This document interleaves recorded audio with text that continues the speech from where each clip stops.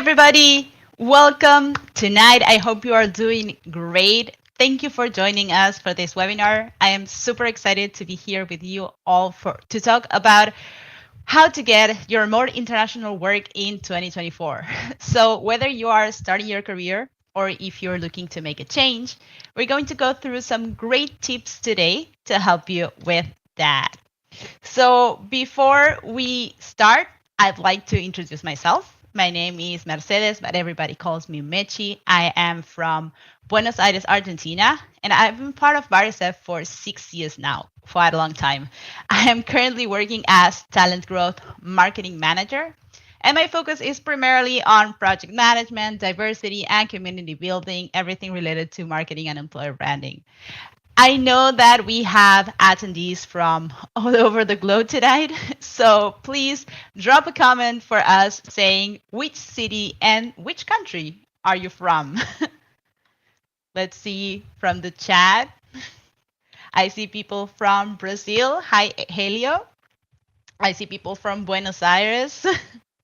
Some people from my own city. Mexico there. Hi, Edgar. Amazing to see people from all over the place. My comments are a bit delayed, so you might take me a while to see that, but I'm so happy to see that we have people from a lot of places from Latin America, a place in my heart. Lima, Peru. Oh, tiny island of Malta. Oh, that's amazing, Andrew. A lot of people from Brazil, Colombia. Wow, El Salvador. Another from Colombia. This is amazing. People from Dominican Republic, Honduras, Jamaica. Wow, this is great. Okay, so let's start talking a little bit about what we're going to be doing tonight. What's going to be our scope, okay? So for today's scope, I'm going to explain a little bit about who we are and what we do here at BairesDev. Then we're going to be diving into a few tips regarding tonight's main topic so that by the end of the session, you'll have a better understanding of the strategies and techniques to get a remote international job in 2024. We hope we can help you show your skills, leverage your experience, and leave a lasting impression on potential employers. Then, once you get that, we're going to advise you on how to navigate your remote work and multicultural environments. And we want this to be a very interactive experience, so don't be shy. Feel free to ask questions and share your own experiences in the chat box so everyone can read it.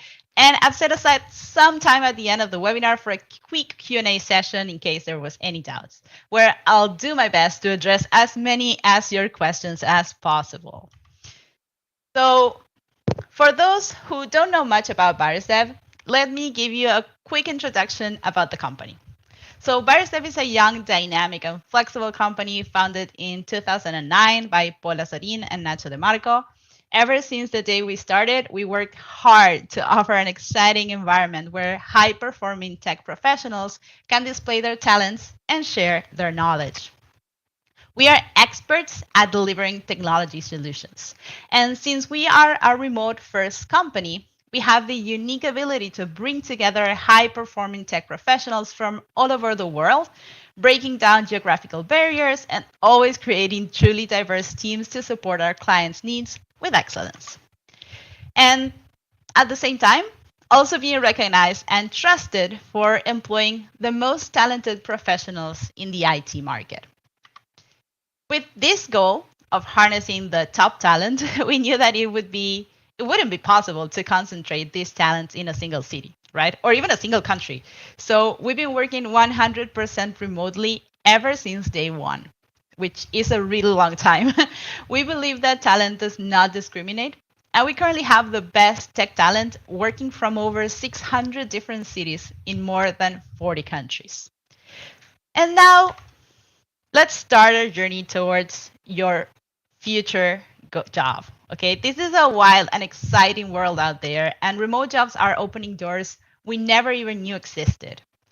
As we navigate this adventure together, we're going to start by cracking the code on how to present yourself to humans and AI. And yes, you heard that right. Whether it's impressing your future boss or an AI screening your resume, we got you covered. Next up, we're going to dive into how to master the remote interview, which is not just about answering questions anymore. It's about shining through the screen. Gonna share some secrets to make sure you stand out even through a webcam. Then we're going to conquer the remote work frontier. This isn't just about getting the job done. It's about crushing it from wherever you call office.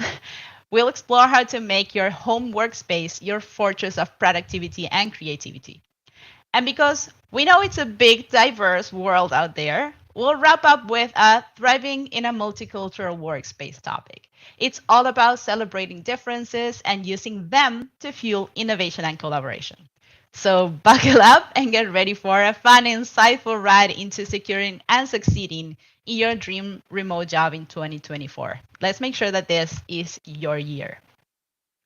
As you may know, companies use now AI screening tools before your resume lands in the screen of a recruiter. To successfully navigate these AI screening tools, candidates should consider several strategies. First, it is essential to customize the resume to match the desired job requirements, carefully reviewing the job description and incorporating relevant keywords and skills. These systems analyze keywords and phrases in your resume, so it's crucial to tailor your application to align it with the job description. Using industry-related jargon and highlighting significant achievements will boost the chances of your resume performing well on the AI screening process. You should not just send the same generic resume to every company. I know it sounds like a lot of work adapting your resume, but take the time to really understand the job requirements and company values and show them through your application why you are the perfect fit. It's better to have a tailored application to fewer openings than having the same generic one to 1,000 different openings. Another crucial aspect to consider is formatting. AI algorithms often struggle to read complex or unconventional resume layouts with many columns and many elements.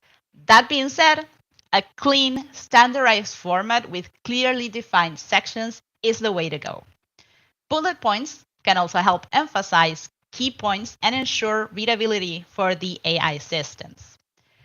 Oh, and be mindful of syntax and grammar errors because AI tools may not understand some of those and they don't look that good on human screenings either, right? And since we are talking about screenings, I'd like to add that human screening is a crucial step because even though companies rely on AI, they mainly rely on human judgment. Although the AI screening helps us by reviewing many candidates faster, this step does not have a disqualifying nature. It just helps us find better fits. So hiring managers and recruiters have the final decision, not the AI tools. Don't underestimate the power of a well-crafted cover letter or a thoughtfully written email expressing your interest. These personal touches can make you stand out from the crowd, basically. Now, let's focus on what you should do before and during the interview to make a positive impression. Okay, so you already sent your resume, you made it through, you were called to an interview. First step, let's practice common interview questions and prepare thoughtful responses that showcase your ability to handle challenging situations. Glassdoor can be very useful here, since candidates can post reviews from their interviews there with different companies, and you get to know what's the tone and the type of questions that company may ask. There are also several tools to prepare for interviews, such as Google Interview Warm-Up. Secondly, let's ensure that you have a reliable internet connection to avoid disruptions during the interview. Choose a clean, uncluttered space with good lighting. Consider a virtual background or at least a blur like I have if necessary. Check your webcam, check your microphone and speakers ahead of time, and make sure to use headphones to reduce echo as well if you can. Third, interviews are all about communication. So the way that you communicate is key. Try to speak in a clear tone and pace. Try to maintain confident and respectful tone throughout the interview. And don't interrupt the interviewer, but if you happen to do so, always apologize. Fourth, you should dress and act professionally. Dress appropriately for the company culture and position you're applying for. And by that, I mean, you don't have to dress super formal, right? Unless the position or the company culture requires so. But sit straight, make sure that you're not doing other things besides dedicating to the interview. And when it comes to body language, remember to maintain eye contact, smile genuinely, and use open body language to show confidence and engagement. One very important thing is to always read or listen to questions or instructions carefully. Be attentive, but don't worry if you need to ask the recruiter to repeat a question. And always try to stick to what they're asking without rushing out. Then, assuming that you now understand the requirements for that opening, since you've been practicing and rehearsing a little, you can match your answers in order to highlight your skills. Let's say that one of the top tasks relates to customer service. So even if you haven't officially done it, you can imagine similar situations that may have taught you the skills to perform it. So first, talking about skills, you should highlight your hard skills, which are the specific technical abilities and knowledge that are teachable and measurable and are relevant for the job requirements. For example, if you're applying for a software development position, your hard skills may include your programming languages, proficiency in using specific software tools, or experience with database management. During an interview, you should demonstrate your hard skills by discussing your relevant experience, certifications, or successful projects. One thing that people often forget is to highlight also their soft skills. They're like the cherry on top of your technical skills, to say it in a way. Companies know that soft skills like teamwork, adaptability, problem solving aren't easy to teach, so they value them a lot. So let's say you're applying for a customer service job. Sure, you need to know the technical stuff, but the candidate with great communication, empathy, and that's able to work under pressure well will stand out. Soft skills requirements will also differ from one position to another.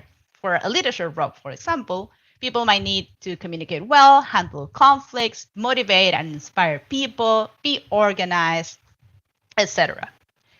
Remember to always back up your skills with real life experiences. So when you're in an interview, you can show off your skill by how you act, answer questions, and share stories from your past.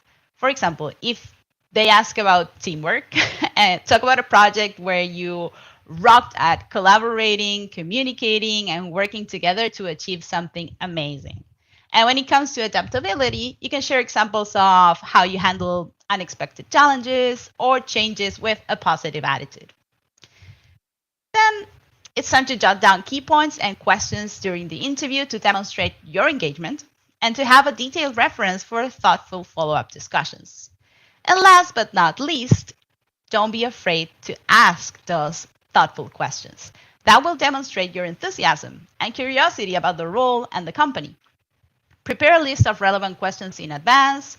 You can, for example, ask further questions about the company's culture, about their biggest challenges and projects, what they are expecting from the role that you're applying to, what are their growth opportunities, or even ask them to explain something you haven't fully understood during the process or the interview so far. Okay, folks, so now you started working, you got the job, and let's dive into making the most out of your remote work with some life-changing tips, all while keeping it light and breezy. So the first one, it would be to create a dedicated workspace. Find your zen at home. Yes, that zone where you can feel at ease, where you can dive deep into work without those pesky distractions. It's like setting up your own little office oasis where work mode automatically kicks in, helping you keep your professional and personal life on their own side of the fence. Second, it's very important to establish a routine. Get into your own rhythm. Start and wrap up your day at the same time to keep that work-life scales balance. Don't forget also to sprinkle some breaks in here and there to recharge your batteries. It's like setting the tempo for your day-to-day symphony, to say it in a way, keeping you in tune and on track. Then, very important to stay connected with your team. Bridge that distance with regular virtual meetups with those good old casual check-ins.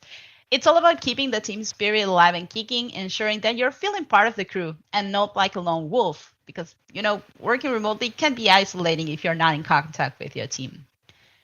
Fourth, set clear boundaries. This is super important. Draw your lines in the sand when it comes to work hours. Let your loved ones know when you're in the zone to minimize those, oops, did I interrupt you? Moments with family and friends that can be around. Activating those do not disturb mode is like putting up a genius at work sign to make sure that you're fully focused on what you need to do. And lastly, prioritize your well being. Mix in some moves and grooves throughout the day with exercises, walks, or even stretchy breaks. Keeping your body active is not just about staying fit, right? It's your mental mojo's best friend. Keeping those creative juices flowing. We need to move. We cannot be sitting still for 8 hours. So remember, folks, it's all about making remote work a breeze, keeping you productive, connected, and most importantly, happy. So let's make your home office a place where work dreams are made of, to say it in a way. And in today's world, working in a multicultural environment is basically the norm, right? Not the exception. So it's all about mixing and mingling and learning from folks who bring a variety of spices to the work potluck. We're diving into how to not just survive, but rock it in these diverse settings. Think of it as your guide to making the most out of every interaction, turning differences into opportunities for growth and innovation. Let's get ready to embrace the blend of cultures, ideas, and perspectives, making work not just a place to do a job, but a space to learn, to thrive, and maybe even have a little fun along the way. So, in order to navigate this colorful tapestry of a multicultural workspace, being not just easy but fun and rewarding too, we have a few tips. The first one is to embrace diversity. Dive into that melting pot, right? Celebrate the unique flavors everybody brings to the table. Think of it as adding spices to a dish. The more variety, the better the taste. It's all about mixing and matching those diverse perspectives to spark innovation and creativity in your team. People from different places bring out different ideas, and that is amazing. Then we have effective communication. This means keeping it simple and swift. Use clear language, still steer clear of slangs and idioms, and always double check if your message landed right. It's like playing a game of catch with words. You want to make sure that the ball is cut smoothly and without any fumbles, making sure that nobody is offended or that anything that we say can negatively affect someone that we work with. And this is connected to the next one, which is cultural sensitivity. Be a cultural detective. Make an effort to really learn about your teammates' customs, celebrations, and no goes. It's like collecting travel souvenirs from each place you visit, showing respect and appreciation for the diversity that surrounds you, and needing a tighter, more understanding team fabric. Then we have flexibility and adaptability. Be like water, my friends. Flow and adapt to the various working styles and cultural nuances in your team. It's about being a chameleon in the best way possible, showing respect and making sure everybody feels valued and understood, boosting that team love and connection. And lastly, build global relationships, right? Take this virtual leap across borders with casual coffee chats, fun cultural exchange, these chats and communicating with the team that we were talking before. It's your passport to building a global village right in your workspace, where every Zoom call or every Slack message is a step closer to a world where everybody feels at home, right? So by embracing these tips, you're not just working in a multicultural environment, you're thriving, you're learning, you're leading with your heart wide open to the world's incredible diversity. So let's make every interaction a journey worth remembering.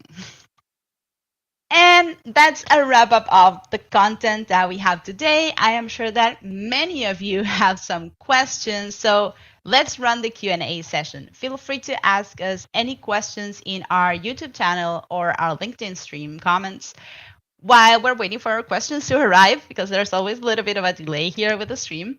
I must say that we have a link on the description of this event, but you can also access it through the QR code that you are seeing on the screen. Let me make it a little bit bigger just in case.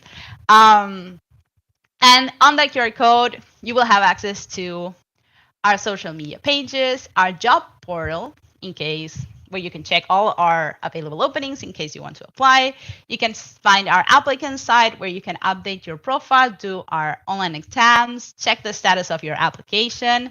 On the applicant side, also has this amazing feature, which is the live chat support. So if you have any questions regarding your application, your specific case, do not hesitate to contact us there. And you can also access our website, our referral programs page, which is amazing. And last but not least, our webinar survey. We'd really appreciate you rating on this event. It takes less than 5 minutes to complete this survey, and it really, really helps us host even better editions in the future. So let's start with the Q&A. I will be looking a little bit to my side because I have two monitors and my comments are on the second one. So excuse me for that, but let's see which questions I can find. I have one from Danielle saying, what are the main topics to mention in applicant videos? I'm not 100% sure what you're mentioning by applicant videos. If you're talking about the videos requested by companies sometimes for applications, usually companies give you a little bit of hint on what they want you to talk about, whether that is introducing yourself or talking about your experiences or a particular situation. So I would suggest you to do some research and really read everything each company is giving you before submitting those videos. Let's see. I have a lot of long questions.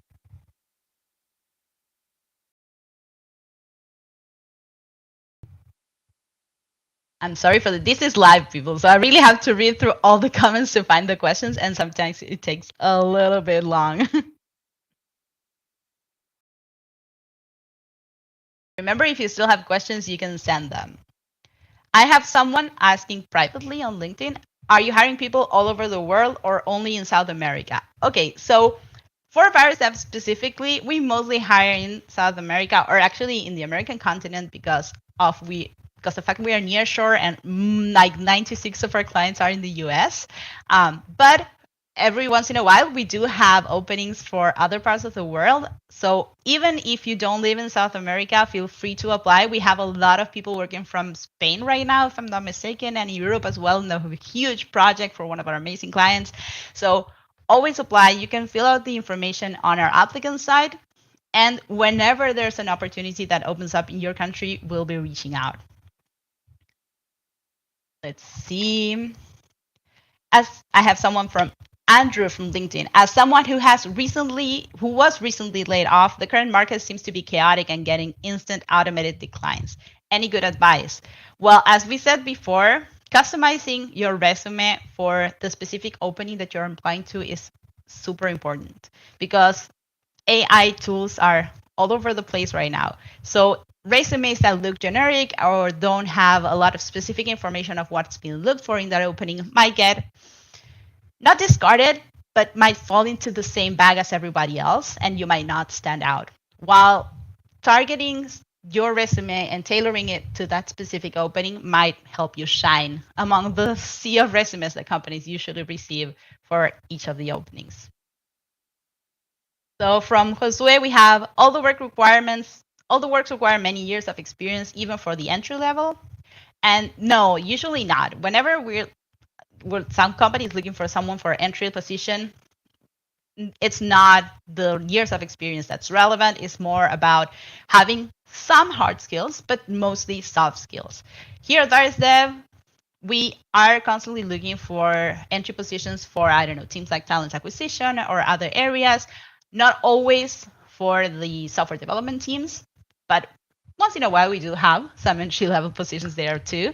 And for those roles, for example, I'm a hiring manager for those positions, and we pay a lot of attention to soft skills. We have people that don't have experience specifically in the talent acquisition area, for example, but if we feel like they are the right fit when it comes to soft skills and cultural, they will be moving forward and a lot of people will be hired. For example, I am the biggest example of that. I studied veterinary medicine and I am a marketing manager for talent acquisition here at BairesDev. And that only happened because they took a look at my resume and said, okay, she might not have the experience, but she has the skills. So don't be afraid to apply, even if you don't have all those years of experience that you feel that you need for the position. I have someone else saying I've tried to apply many times, but I haven't completed my application yet. I am doing it though. My question is, how long does it take? Does the hiring process normally takes? So it really depends on how quickly we move with our part of the process. Completing those first steps on our applicant side, at least in BairesDev, is key, and I assume in every other company as well. Everything that's required, the sooner you finish that, the sooner your profile will be approved to be reviewed by one of the recruiters and move forward. Sometimes it could happen that there is no active opening for your specific role, so the position might not be there yet, but at least here at BairesDev, we have an always on hiring process. This means that once you apply, every time we have a new opening, we take a look at everyone who applied in the past, and if the profile matches, we're going to reach out. And even if maybe you're not contacted immediately, don't be discouraged because it might take a little bit longer, but when the position happens to be open, you're going to be contacted and you're going to have the opportunity to move forward. Luisa, does the company have an office in the United States? We have offices, if I'm not mistaken, in California, but we are 100% remote. So really, we don't have an actual office where people is forced to work from, right? So everybody works from their houses, and these office spaces that happen to be there are more related to some very specific needs of specific team meetings that have to happen in person, but it's not an actual old style office that everybody thinks of. I have a question from Bruno asking, do you offer internships for junior software developers or any kind of training program for someone willing to work in sales? We don't have an internship program at the moment. We have had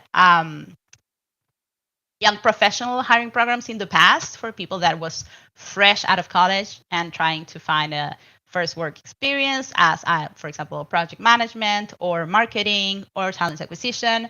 We haven't had one this year yet, but whenever one happens to be open, we're probably going to announce that on our different social media channels.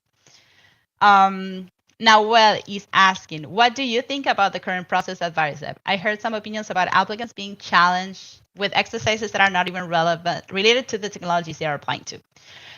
Okay, so this is one thing where AI could be tricky if the resumes are not properly created, and why I was talking about being important to have a clean resume, right? So a lot of the times the resumes are reviewed by an artificial intelligence, and if there are some keywords or some things there could be confusing for the AI, you might get assigned to exercises or online exams, key profile boosters exams that are not related to your profile.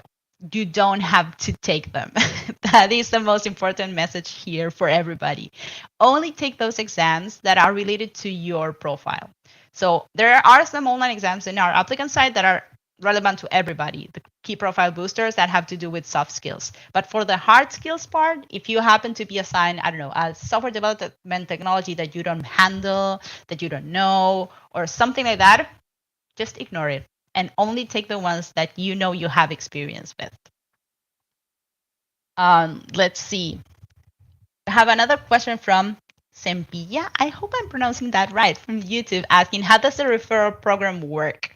Well, on the referral program link, you'll be redirected to our website, and you can also access this from our applicant side. You will be able to add the information of someone that you believe will be a great fit for BairesDev. And we have a whole team devoted to reviewing those profiles and moving forward.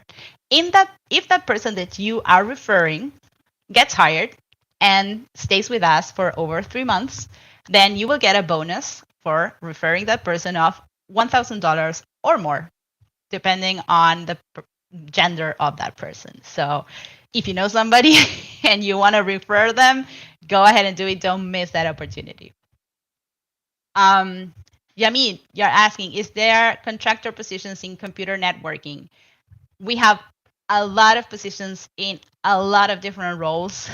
honestly, sometimes it's even over 400 openings at the same time. So I would really suggest you to go to our jobs portal. My headset was turned off.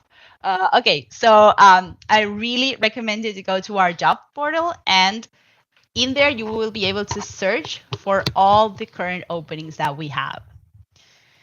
And I have time for one more question before we run out of time. And I have one from Eduardo asking what level of English I need to have for the position that BairesDev requires. So it really differs on the position. We have positions that require advanced English level because they are maybe constantly in contact with people from the US, but we also have other positions that require only upper intermediate or sometimes even an intermediate level.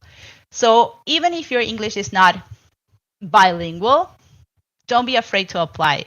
You will get your chance to show your skills, and we will look for every opportunity that matches your profile and let you know. So that's it for today, everybody. Thank you so much for joining. I really hope that you enjoy this, and I will be happy to see you on our next editions. Have a great week. Bye bye.